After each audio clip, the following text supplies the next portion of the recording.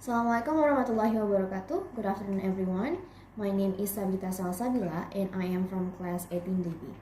So for the subject Microteaching, I'm going to present to you the summary on how to teach Lexis from chapter 11 Learning Teaching. Teaching Lexis deals with word grammar, for example collocations and cognates, and text grammar or suprasentential features. The term Lexis refers to our internal databases of words and complete ready-made fixed or semi-fixed typical combinations of words that we can recall and use quite quickly without having to construct new phrases and sentences word by word from scratch using our knowledge of grammar. And then the focus of teaching Lexis is on several forms of word, including the first one, traditional single word vocabulary items. The second one is common going together patterns of words, for example, blonde hair, traffic jam, and then these frequent combinations are known as collocations.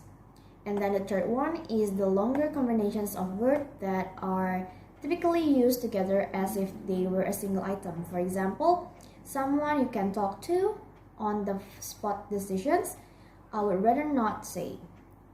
And then these longer combinations, which a few years ago would probably not have considered as anything remotely related to vocabulary, are commonly referred to as chunks or sometimes as multi-word items. And then these categories B and C are both classed as lexical items. So how is the techniques for dealing the focus?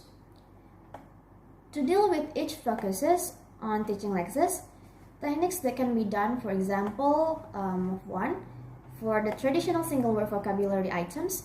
This traditional single word vocabulary, for example, sect, artist, absolutely, incompetent, twice, or etc., although probably unknown to the students, do not need to be pre-taught or otherwise focused on. As for the focus of common going together patterns of words, for example, blonde hair, traffic jam, these frequent combinations are known as collocations. This technique that can be done to teach collocations. For example, the first one is match the words with the pictures. Check the meaning of the words in the dictionary. Third one is match the words with the definitions. Fourth one is brainstorm words on a set of topic. And then next on, they divided these words into two groups. And then next on is label the items in the pictures with the right names. And then complete gap sentences with words from a list. Discuss a topic. Say which word you expect to be in the text about. And then for the technique to teach the longer combinations of words or chunks or multi-word items, the technique that can be done, for example, first, record lexical item in useful ways. This can be done by encourage students to use collocations, pronunciations, idioms, or etc.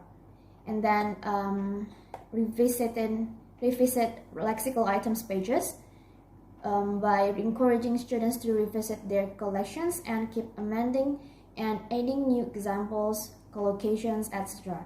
And then integrate their use into your lesson. And then collect lexical items. This can be done by encouraging students to notice interesting lexical items and collect them on their word pages. And then sort and classify items. Get students to read specific texts to collect and classify items together on single word pages. And then the next one is chunk and collocation spotting. And then the next one is redesign pages by encouraging learners to reorganize, reclassify, and redesign some of their word pages and then writing them up nicely. And in general, activities and games to practice lexical items for students are including the first one is discussion, communicative activities and role play requiring use of the lexical items, and then making use of the Lexis in written task. The activities that can be done in general includes The first one is matching pictures to lexical items. Second one is matching parts of lexical items to other parts. For example, beginning and endings. And then the third one is matching lexical items to others. For example, collocations, synonyms, opposites, sets of related words, etc. And then the fourth one is using prefixes, and suffixes to build new lexical items from given words. And then fifth one is classifying items into lists.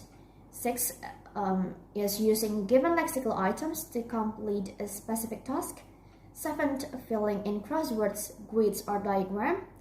And then eighth, filling in gaps in sentences. And ninth, memory game. That's all for the techniques for dealing the each focus. And then we move to the ideas, more ideas in teaching each focuses. The first one is the useful step to help many teachers deals with the problem of teaching Lexis is by encouraging and training students to use English to English dictionaries rather than translation dictionaries. The second one is for a common going together patterns and longer combinations of words. A teacher may want to do some teacher-led presentations or clarifications. For example, offering students definitions or illustrations of words and eliciting the items from learners. The third one is when a teacher just wants to quickly convey the meaning of one or more lexical items. The most common technique probably involves a presentation practice route. For example, present. Teachers offer some cues, pictures, or information about the target items, and elicit the words from students or model them yourself. And then for the practice, for example, teachers then get the students to practice, for example, by repeating items, using them in short dialogues, and etc.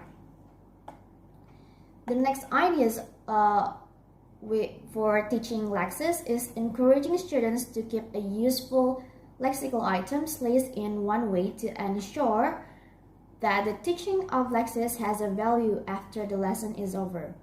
And then the last one is the more effective way to learn Lexis is by involving grouping words so that a set is learned together. Well, I think that's all that I can present to you today. Thank you for your attention. Wassalamualaikum warahmatullahi wabarakatuh.